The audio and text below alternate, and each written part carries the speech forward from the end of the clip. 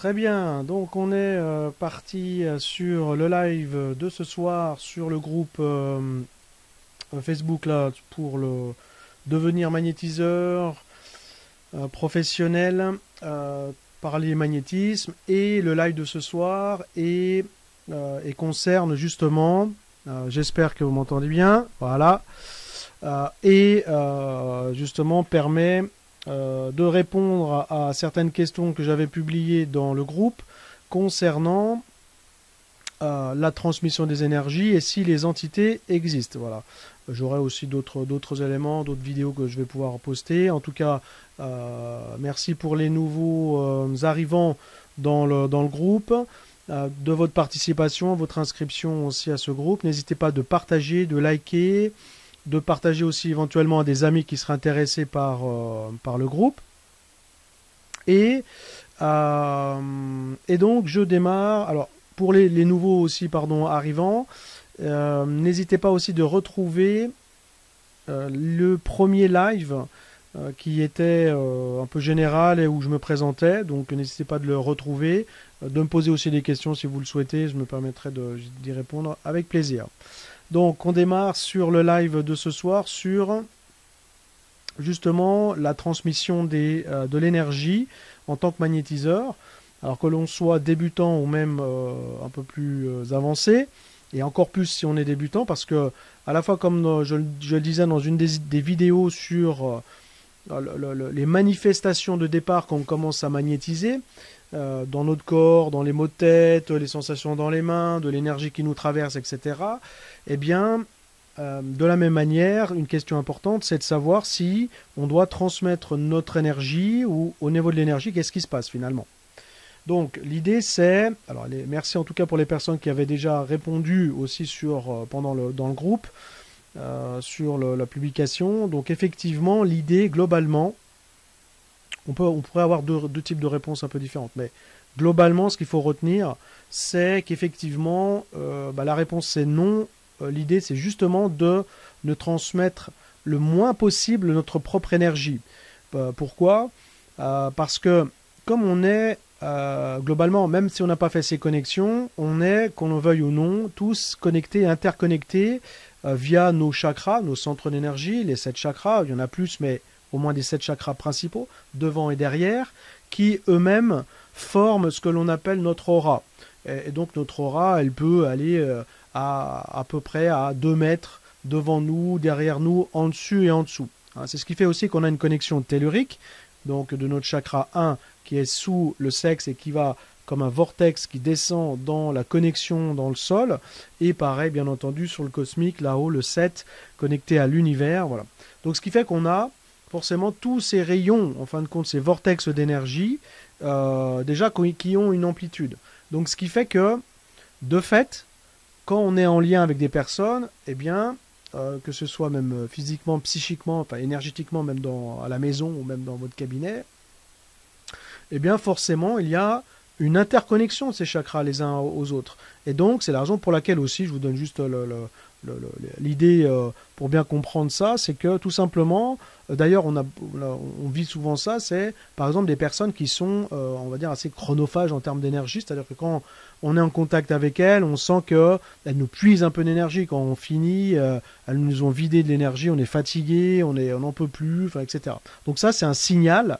Et c'est un exemple justement que cette interaction des chakras, ce croisement des chakras des uns des autres, là voilà, clac, qui s'entrecoupent hein, finalement, qui sont interreliés les uns aux autres, de fait, hein, même si on ne le veut pas, eh bien forcément on peut avoir ces phénomènes d'absorption d'énergie, d'autant plus si le chakra de la personne est en mode un petit peu absorption d'énergie de l'autre, ou peut-être un chakra faible, donc c'est ce qui fait que ça nous fatigue, donc ça va puiser une partie de notre énergie en nous. Bon.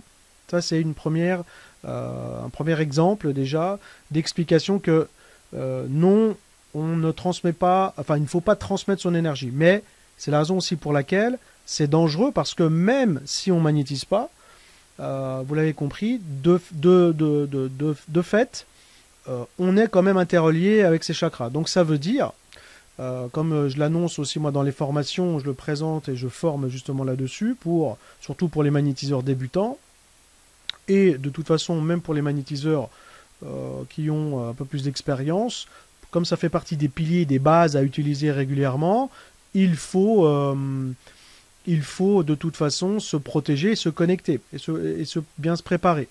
Et donc on va avoir... hop. Donc je continue. C'est pas grave si vous me voyez en plus petit, vous m'entendez quand même. Et du coup, voilà, l'idée c'est que non, on ne transmet pas son énergie. Et justement, il faut apprendre à bien se connecter, à se protéger. Et du coup, pour ne pas justement perdre en efficacité et perdre sa propre énergie, d'autant plus si on magnétise plusieurs fois des personnes dans la journée au fur et à mesure. Donc c'est vrai que ça va au fur et à mesure nous épuiser. Et c'est la raison pour laquelle on va apprendre à devenir un canal, on appelle ça, c'est-à-dire on est comme un transmetteur d'énergie, on est un facilitateur d'énergie, on va apprendre à se connecter de manière tellurique, donc au sol, et aux énergies telluriques et aux énergies cosmiques. Donc, de manière à prendre ces énergies et les transmettre à la personne, au récipiendaire, comme on appelle, c'est-à-dire à la personne que l'on va magnétiser, à la personne ou même à l'animal ou aux choses qu'on va magnétiser. Voilà, ce qui n'empêchera pas aussi, bien entendu, à l'inverse, d'aller capter cette énergie négative pour l'enlever. Voilà, pour enlever le mal, pour enlever les douleurs. Voilà, avec et en utilisant la gestuelle du magnétiseur. Bien. Ce qui fait que du coup non, donc on n'utilise pas, pardon, je me perds un petit peu, non, on n'utilise pas son énergie. Pourquoi? Parce que effectivement, à la longue, on risque de s'épuiser, et j'attire votre attention justement sur les débutants, parce que si ça vous arrive, c'est signe justement que eh bien, d'une part, il y a besoin de se former, et que de l'autre côté, il y a perte d'énergie et risque justement d'être trop connecté aux personnes. Et donc, quand on est trop connecté aux personnes et que on garde trop ce lien, donc déjà pendant le lien, mais aussi, pensez-y, à la suite de la séance. J'ai plusieurs exemples. Là, j'ai encore une personne qui m'a demandé l'autre jour en disant même après la séance, je sens encore des douleurs dans le bras, je sens encore des courants d'air froid après avoir magnétisé ou avoir été en contact énergétiquement parlant avec une cliente. Et donc je dis justement le but c'est pas ça, c'est que parce que imagine si tu fais 10 séances dans la journée ou même 10 ans après, si à chaque fois il se passe ça, c'est qu'il y a un problème en fait, hein, et que enfin c'est pas qu'il y a un problème, c'est que ça peut être dangereux finalement. Alors c'est bien, on peut s'aider de ça pour le ressentir, mais de le ressentir tout le temps et d'être tout le temps connecté et de ne pas déconnecter justement et de tout le temps être entre guillemets relié, eh bien ça va créer des problèmes, hein. Et le but c'est pas ça. L'idée c'est on se connecte, on se protège, on fait son travail, on magnétise. Alors après il y a d'autres connexions, il y a la radiesthésie, voilà, on va faire d'autres choses aussi, mais là je parle en magnétisme physique de base. Donc on va poser les mains. Et l'idée, c'est d'aller capter ces énergies cosmiques et telluriques. Donc ça s'apprend par, moi je l'appelle ça dans mes formations, les piliers en magnétisme, c'est la base qui est importante. Et même après des années, je l'utilise encore, tous les jours, tout le temps. Donc de bien se connecter, se protéger, se préparer, se nettoyer, etc.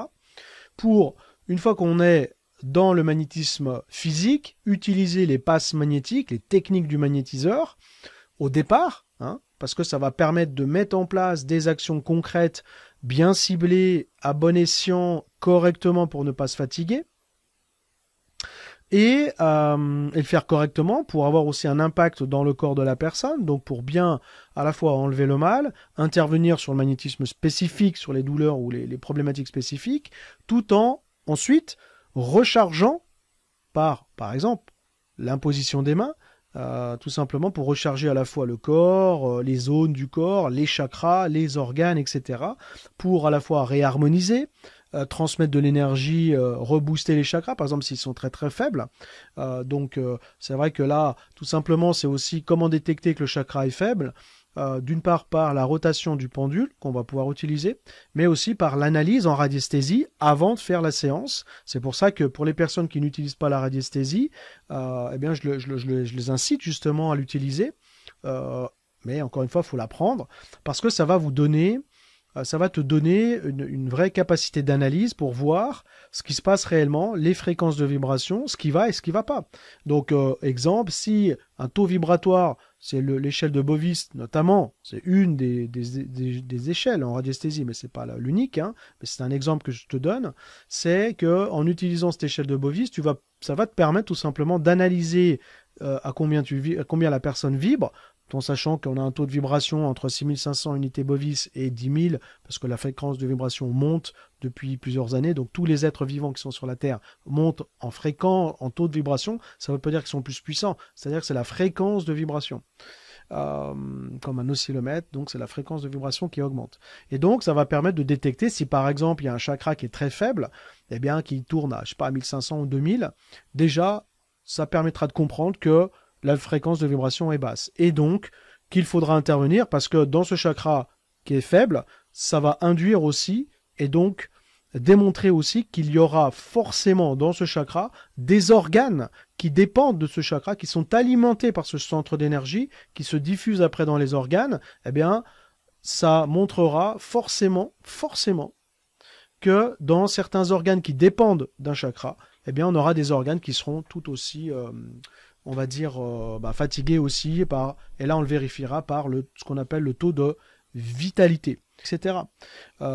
Ou dans ces corps de métier, s'ils n'apprennent pas à se protéger, à se connecter, à se nettoyer, eh bien comme ils sont en contact physiquement, alors sur les pieds, les bras, les mains et sur la tête, imaginez une personne qui a des problématiques pas mentales, mais d'une situation difficile où la coiffeuse va poser ses mains, la masser et passer une demi-heure sur sa tête, elle risque, si elle est trop connectée, elle risque, même sans le savoir, de ramasser, comme on dit un petit peu, de se prendre quelques énergies négatives. Donc, c'est important d'apprendre ça. Et d'ailleurs, tous ces corps de métier devraient apprendre à se connecter et surtout, devraient apprendre. Déjà, prendre conscience qu'il y a des risques aussi pour eux.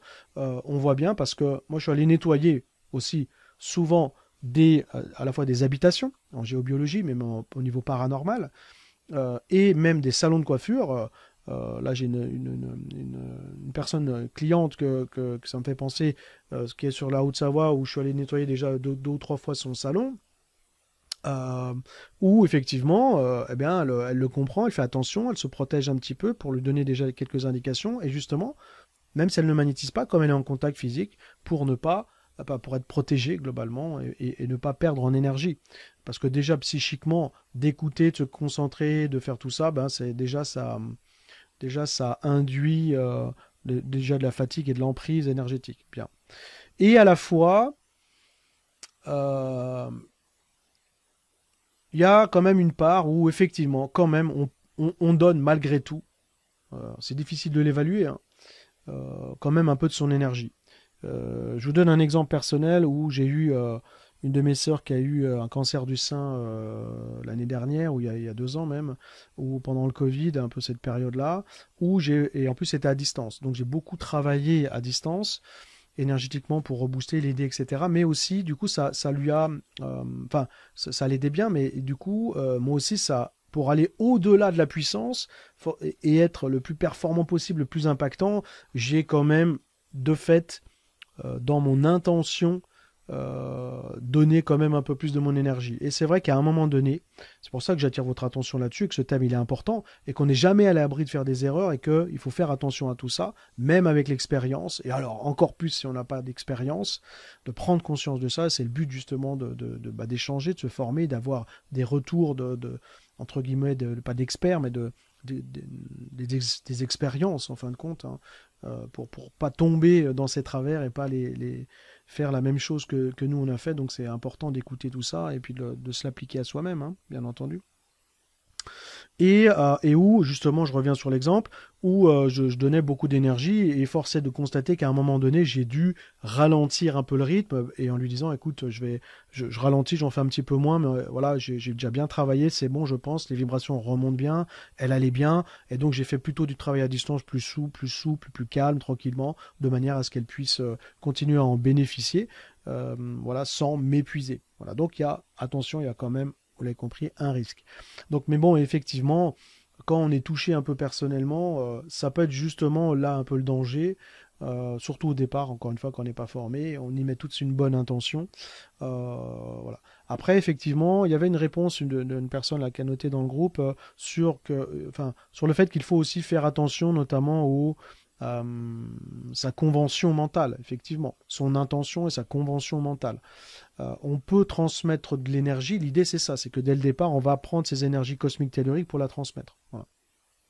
Mais effectivement, mentalement, cette idée, c'est de transmettre cette énergie. Donc, si notre convention mentale est bien dans cet axe-là, ça va limiter la déperdition d'énergie et surtout le fait de ne pas se vider de sa propre énergie. Bien. Il y a aussi,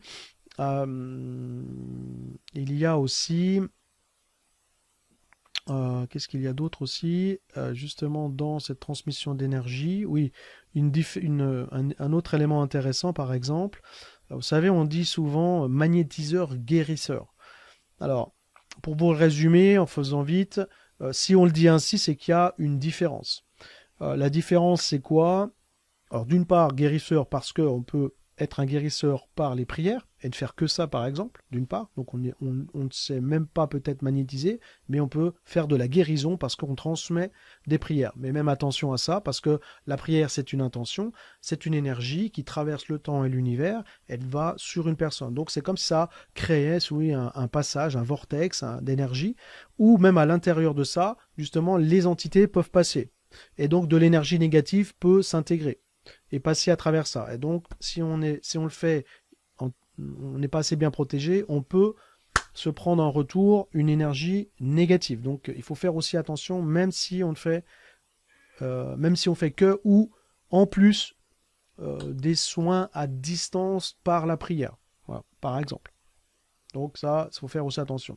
Et donc, pour aller plus loin sur la différence entre magnétiseur et guérisseur, c'est que, si on le dit ainsi, c'est aussi parce que c'est un lien, une explication vis-à-vis du taux de vibration, du taux vibratoire. Et c'est la raison pour laquelle il faut se former et monter en fréquence de vibration, et parce que le magnétiseur va être un canal de transmission d'énergie. Donc là, on va faire un acte physique, on va dire, entre guillemets, une vraie gestuelle, un vrai magnétisme physique. Mais c'est ce qui fait aussi qu'on va pouvoir monter en guérisseur, parce que comment passer de magnétiseur à guérisseur? C'est parce que Bovis avait à peu près évalué que, alors il y a d'autres aussi analyses qui ont été faites depuis, mais à peu près entre environ 60 000, 80 000 unités Bovis de fréquence de vibration de vous, de votre corps, etc.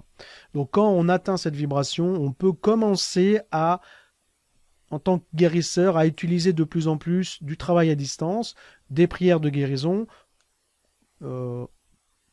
pour avoir d'une part plus d'impact sur le travail que l'on fait sur la personne, mais aussi d'être un peu plus protégé. Ce qui n'empêche pas, encore une fois, de bien se protéger, faire ses bases de connexion et de protection et de nettoyage. C'est pas parce qu'on fait que de la guérison à distance qu'on peut pas être attaqué en retour par des entités, par des énergies, etc. négatives. Et de se prendre tout ça en retour. Non, on crée un lien. Quand on envoie quelque chose, on est concentré, on se focalise, mais du coup, il y a bien de l'énergie qui passe quand même. Donc, attention, s'il y a un mouvement d'aller, il peut y avoir un mouvement de retour. Donc, attention à ça. C'est la raison pour laquelle il faut aussi apprendre à se déconnecter, et ça on apprend dans la formation. Pour ne pas repartir avec les liens énergétiques, surtout si ce sont des séances intenses, donc on risque de se fatiguer à avoir des liens énergétiques trop intenses qui vont nous épuiser. Donc rappelez-vous, si globalement vous avez des sensations et tu as des sensations de fatigue, de douleur dans les bras, les mains, tu sens que ça remonte, ça te bloque, là il y a un signal fort que tu te connectes trop à la personne et que tu donnes trop de ton énergie, et que surtout quand tu as l'intention de poser les mains ou peut-être d'enlever le mal, eh bien, c'est toi qui l'absorbes. De la même manière, il y a ces deux notions. D'envoyer de l'énergie, donc on est un canal, c'est pas mon énergie que je donne, ça c'est très important, mais à l'inverse, quand on enlève l'énergie, ce n'est pas de te transformer en aspirateur à énergie. Donc l'idée, c'est que c'est comme si tu absorbais l'énergie, collée à ta main, c'est tout, elle reste là et après tu la jettes. Donc on transmute l'énergie à la terre-mère qui renouvelle l'énergie en renvoyant en énergie positive sur la Terre. Bien. Donc il y a bien les deux, hein. Donc à la fois on est en transmetteur d'énergie, mais à la fois quand on enlève le mal, on l'absorbe, on le colle ici par exemple, mais on remonte pas. Si quand tu as fini ta séance, tu as mal, comme j'entends souvent, ou même dans des groupes où je vois, j'ai bien magnétisé, etc., et puis que personne n'est en train de conseiller que, non, ça c'est un signal fort que ça va pas, parce que si tu ressens ces douleurs, c'est que tu absorbes trop l'énergie, donc ça devient dangereux pour toi. Et j'irai plus loin, encore une fois, ça devient très dangereux pour les personnes que tu magnétises aussi à la suite. Donc ça veut dire que tu ne te nettoies pas, ça veut dire que le mal reste en toi, donc pose-toi la question, quand tu vas reposer les mains sur la personne suivante, qu'est-ce qui va se passer de cette énergie? Comme tu vas retransmettre de l'énergie, eh ben, si tu as chargé en énergie négative, tu risques de rebalancer cette énergie négative dans le corps de l'autre, même sans le savoir. Et donc, toutes ces énergies vont passer et donc elles risquent de créer des problèmes dans l'énergie de la personne que tu magnétises, la suivante. Donc, attention à ça. Bien. Donc, effectivement, l'idée, c'est que pour tenir dans le temps, magnétiser au mieux, gérer sa propre énergie, être le plus ou la plus performante possible, le plus longtemps possible, tout en étant dans la bienveillance pour soi, surtout pour la personne qui est en face de toi, et pour la personne qui va arriver ensuite, et pour ta famille et tes enfants, ta femme, tes enfants, ta famille, eh bien, on a plutôt intérêt à tout de suite apprendre justement à devenir un canal. Ça s'apprend aussi. Encore une fois, ça s'apprend et c'est le but justement de l'intégrer dans des formations parce que tu l'as compris, il y a à la fois quelque chose de super beau et à la fois quelque chose de dangereux. Donc, il faut prendre conscience et un formateur comme je l'imagine, c'est aussi mon rôle de te transmettre cela pour ne pas faire toutes ces bêtises-là, tout en sachant qu'on est, encore une fois, jamais à l'abri de faire toutes ces erreurs. Donc, on revient souvent aux bases, aux piliers de connexion, de protection, de nettoyage, de déconnexion. Voilà, bien. Autre question, notamment sur les entités. Alors, est-ce qu'elles existent? Eh bien, la réponse est oui. Alors, complètement. C'est pas parce qu'on les voit pas qu'elles sont pas là. Et dans la gamme d'entités, il y en a plusieurs. Alors, il y a entité, il y a amérante, voilà, si tu veux, il y a plusieurs dénominations. Et d'ailleurs, chacun, des fois, ça a le problème aussi. Enfin, c'est pas un problème, mais faut savoir que d'une personne à l'autre, d'un médium à l'autre, d'un magnétiseur à l'autre, des fois, on n'utilise pas le même vocabulaire. Mais globalement, c'est la même chose. Donc, on peut avoir, si tu veux, des entités, comme dans tout, comme chez l'être humain, puisque ce sont des âmes d'êtres humains. Pour les entités, comme le médium pur, qui est un transmetteur d'informations, il va se connecter à ces âmes des défunts et transmettre les messages. Ça, c'est le côté médium. D'accord ? Donc, ce qui veut dire que, eh bien, oui, il y a des entités. Donc là, je fais d'abord une première définition, si tu veux, de l'entité âme des défunts. Donc, quand on décède, l'âme se sépare du corps et elle voyage ensuite. Elle part pas forcément tout de suite à la lumière. Elle peut être comme une âme errante pendant à peu près une semaine, 7 jours. Elle se balade, elle visite un petit peu et après elle part à la lumière. Voilà, par exemple. Si tout va bien, si elle a envie d'y aller, si elle voit la lumière et si tout est ok. Par contre, elle risque de rester sur ces plans, sur notre plan à nous terriens, entre guillemets, astral, de notre niveau de vibration. Pourquoi ? Parce que plusieurs possibilités. On dit justement sur les entités que quand la personne décède, eh bien, alors d'une part, si elle décède très rapidement, un choc, un accident de voiture très soudain, bien souvent, d'une part, ils savent même pas qu'ils sont morts tout de suite, donc ils deviennent un peu comme des âmes errantes, ils tournent un petit peu, savent pas. Bon, et du coup, ils partent pas tout de suite à la lumière. Les entités partent pas toutes à la lumière, faut le savoir aussi. Ensuite, par exemple, si c'est un suicidé, alors là, elle part pas du tout à la lumière, donc elle devient une âme errante. Ça n'empêche pas qu'on peut l'aider après à passer à la lumière, mais sans compter qu'elle risque en plus de se faire attaquer par les autres entités, parce que c'est pas bon de se suicider globalement, et on devient en tant qu'entité une cible des autres entités que je vais te présenter après. Et qu'est-ce qui se passe aussi avec les entités? Si toi, en tant qu'être humain, tu perds un être cher, si tu es trop dans le lien d'amour, tu l'empêches aussi de monter à la lumière. C'est pour ça que c'est important aussi de faire son deuil, à la fois pour soi, et deux choses. Moi qui fais beaucoup de thérapie PNL et hypnose liées au deuil, en lien aussi avec l'énergétique, mais je le fais aussi beaucoup dans ce cadre-là, en plus de temps en temps en médiumnité quand ça se présente, où je passe les messages, où je parle avec les guides et je transmets les messages, où en gros tu vas garder le lien. Qu'est-ce qu'il y a en fait avec l'entité? Qu'est-ce qu'il y a avec les défunts? Qu'est-ce qu'il faut faire en gros? L'idée c'est de garder le lien d'amour, du lien d'amour qui te nourrit toi, c'est-à-dire des souvenirs agréables. Comme ça t'aide à avancer. Mais à la fois, il faut se libérer des liens négatifs par exemple, si tu es déçu, si tu es en colère avec la personne, même si elle est décédée parce que tu n'as pas terminé un cycle, tu n'as pas eu le temps de régler ça, il y a eu des problèmes qui n'ont pas été réglés, là, on peut rester sur le lien de colère.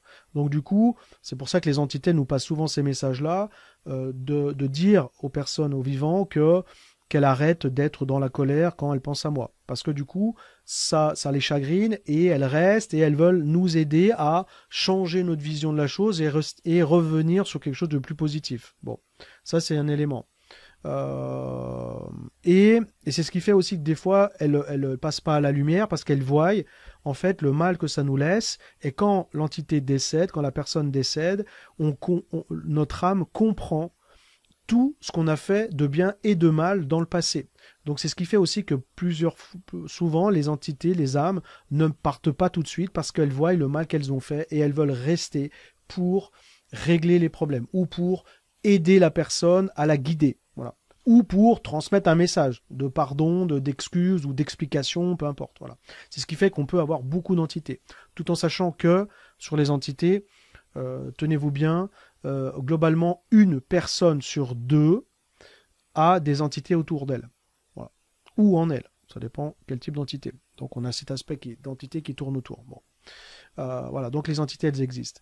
Savoir aussi que ces entités, c'est pour ça qu'on a souvent des manifestations. Ce qu'il faut comprendre, c'est qu'à un moment donné, c'est bien aussi, parce qu'il y a deux façons de voir. Le médium va dire que, par exemple, l'entité, c'est bien, il faut les laisser, etc.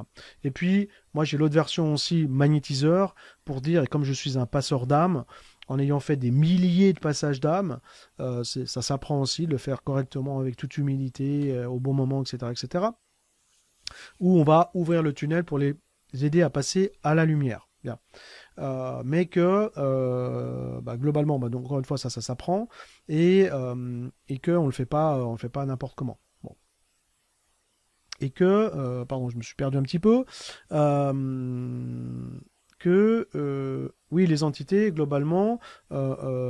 Elles restent parce qu'elles veulent passer des messages et que quand on est médium, on passe les messages et donc c'est la différence entre médium et passeur d'âme. Donc à un moment donné, je suis désolé, mais c'est pas forcément bon pour l'entité elle-même parce que elle n'est pas non plus en paix à la lumière ou n'importe où elle veut dans la lumière.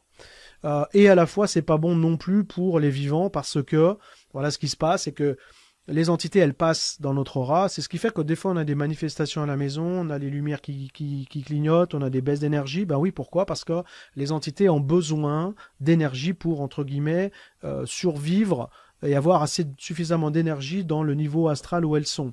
Donc, ce qui fait qu'elles vont choper de l'énergie dans l'électrique, dans l'électromagnétique et dans l'énergie de notre corps. C'est ce qui fait qu'elles passent en nous et comme on a notre aura, eh ben, elles passent, voilà. Et comme elles passent dedans, hop, elles nous absorbent un peu d'énergie dans nos chakras. C'est ce qui fait qu'à la longue, elles deviennent comme pas des sangsues, mais elles absorbent quand même une part de notre énergie dans nos chakras et donc affaiblissent au fur et à mesure nos organes. Donc c'est pas forcément bon que les entités restent tout le temps là. Voilà. Et aussi parce que ça empêche aussi l'être humain de passer à autre chose. Parce qu'elle est tout le temps bloquée dans des pensées liées à l'âme du défunt. d'autant plus si c'est un sentiment qui est négatif, hein. Alors, donc ce sentiment négatif est renvoyé même en toi, parce que du coup c'est toi qui te rends malade, alors que l'entité est là autour ou est là-haut, et elle est bien, si tu veux, globalement. Donc du coup c'est toi qui te pénalises tout seul, d'où l'intérêt de faire de la thérapie PNL et d'hypnose par exemple, pour aider à désactiver ça, à comprendre le fait d'honorer la mémoire du défunt, tout en se séparant du lien négatif, tout en gardant un lien positif, c'est-à-dire ces bons souvenirs qui vont t'aider, toi, en tant que vivant, à avoir une autre vision de cette relation au deuil. Bien. Et permettre ainsi au défunt d'aller plus facilement à la lumière, pas errer non plus, de régler les problèmes et de l'aider à passer. C'est pour ça aussi que là, les médiums apparaissent pour justement passer les messages, pour que aider les entités là, et même tous les autres thérapeutes dans ce type de travail, pour aider les entités, les âmes à aller en paix tout simplement, et que tout se passe bien, quitte à gérer aussi, à aider même les transgénérationnels, toutes les générations derrière qui sont tous derrière. Bien. Ça c'était les âmes des défunts. Dans les âmes des défunts, il faut savoir aussi qu'il y a deux types, un axe d'entité positive et un axe d'entité négative. Si par exemple, j'exagère, mais pour que tu comprennes bien, si l'entité au préalable c'était une mémé, mais une vraie peau de vache, elle va comprendre ce qu'elle a fait de mal, mais elle risque de rester une vraie peau de vache, même en étant décédée. Donc elle risque de continuer à faire du mal. Et donc de faire du mal peut-être même aux vivants. Donc c'est la raison pour laquelle, à un moment donné, les entités, eh bien, on les aide à passer à la lumière, on les respecte, on est humble, bien sûr, parce que ce sont des êtres humains, mais à la fois, en tant que passeur d'âme, à un moment donné, on les aide aussi à aller vers la lumière pour que tout le monde soit en paix. Ou alors, plus gravement, si c'est trop négatif, on les chasse. Voilà. Parce que c'est pas bon pour les êtres humains. Imagine dans la maison, c'est pour ça qu'il y a des maisons hantées, c'est pour ça qu'elles restent là, elles hantent, elles font des problèmes, elles cassent les choses, elles baissent la vibration de la maison, elles s'attaquent aux enfants, etc., etc. Donc ça peut aller beaucoup plus loin que ça. Et puis, il y a tout un autre panel d'entités. Et là, ça va des entités très positives, on va dire des guides de lumière, par exemple, voilà, qui sont autour de nous, qui peuvent être liés entre guillemets, à toute une gamme d'entités mythologiques, voilà, des déesses mythologiques grecques, latins, romaines, enfin bon, bref, etc., etc., dans toutes les civilisations d'ailleurs, hein, et même beaucoup plus loin, des entités même extraterrestres, intraterrestres, universelles, de l'univers, ok. Et dans cette gamme d'entités, il y a à la fois toute la gamme des positifs, donc on peut avoir aussi des entités qu'on pourrait appeler par exemple des archanges, les anges gardiens que l'on a tous, nos guides de lumière, hein, voilà, donc toutes ces gammes-là positives, entre guillemets, les élémentaux aussi en géobiologie de la nature, donc les fées, les druides, etc., qui peuvent être aussi à l'intérieur de cette gamme-là d'élémentaux des entités positives et des entités un peu plus... un peu moins positives, entre guillemets aussi, et après toute la gamme aussi ce qu'on appelle aussi des âmes errantes. Là, ça peut être par exemple des chevaliers du XIVe siècle, c'est des fantômes, voilà. Il y a la gamme aussi poltergeist aussi là qui sont vraiment négatifs, qu'on appelle des esprits frappeurs, qui vont taper dans les murs, voilà, qui sont là, qui possèdent les lieux, comme ils peuvent aussi posséder les personnes, hein. Et puis on peut aller jusqu'à toute la gamme d'entités extrêmement négatives, du bas astral, du très très sombre, qui va aller de l'aspect démoniaque, satanique, pervers, et toutes les autres entités très possessives et liées au mal. C'est ce qui fait qu'à un moment donné, quand on est magnétiseur, guérisseur, c'est cible tout de suite, très rapide, très forte, très puissante, mais très dangereuse. Une fois que tu as basculé, c'est fini, t'es cuit. Et ça peut être très dangereux. Donc voilà, c'est la raison pour laquelle, eh bien, existent des exorcistes, des magnétiseurs, ou qui sont capables justement d'intervenir sur ces sur ces vibrations très très fortes. Moi, je le fais notamment en désenvoûtement, etc., à certains niveaux, parce que j'analyse avant, je fais pas tout, hein, mais voilà, il y a des actions que je peux mener ou que je transmets à des confrères, notamment exorcistes, prêtres ou autres, ou anciens exorcistes, prêtres exorcistes qui le font et qui vont permettre d'enlever les entités, d'enlever les possessions. Parce qu'une possession, ça s'évalue aussi en radiesthésie, d'où l'intérêt de faire la radiesthésie, parce qu'on va pouvoir même évaluer tout ça. Donc vous voyez, tu vois, il y a un axe énorme possible, et c'est la raison pour laquelle, justement, dès qu'on est en connexion avec ces énergies, il faut comprendre que on est en contact, il ne faut pas en avoir peur, hein. Il faut rester dans le blanc, hein, dans le lumineux, mais aussi donner cette intention d'y être. Et aussi, à un moment donné, de toute façon, tu auras un choix à faire, de savoir de quel côté tu veux être. Voilà. Ça, c'est clair et net. Parce que j'ai eu aussi, moi, des personnes qui étaient dans le blanc au départ et qui sont passées dans le noir. Voilà, que j'avais prévenu et qui s'est avéré. Et c'est même pire, c'est qu'en plus, c'est affiché même au niveau commercial. Et les gens, les clients, vont faire ces séances là-bas. Donc là... Bah là, je ne sais plus quoi te dire, si ce n'est que ça devient extrêmement dangereux. Et donc, c'est la raison pour laquelle, à un moment donné, nous, on existe ici pour intervenir et sauver les gens qui sont dans ces attaques-là, et face à tout ce mal, voilà, que ce soit organique, mais que ce soit de toutes ces entités. D'autant plus que dernièrement, depuis le Covid, depuis tout ce qui s'est passé, eh bien, ces énergies négatives augmentent. Comme le positif augmente, d'un côté, le négatif augmente aussi de l'autre. Et donc, on se retrouve avec beaucoup d'invasions. Alors après, tu y crois pas, mais de reptiliens, d'insectoïdes, d'extraterrestres, etc., qui sont là, qui se manifestent et qui aussi attaquent aussi les gens.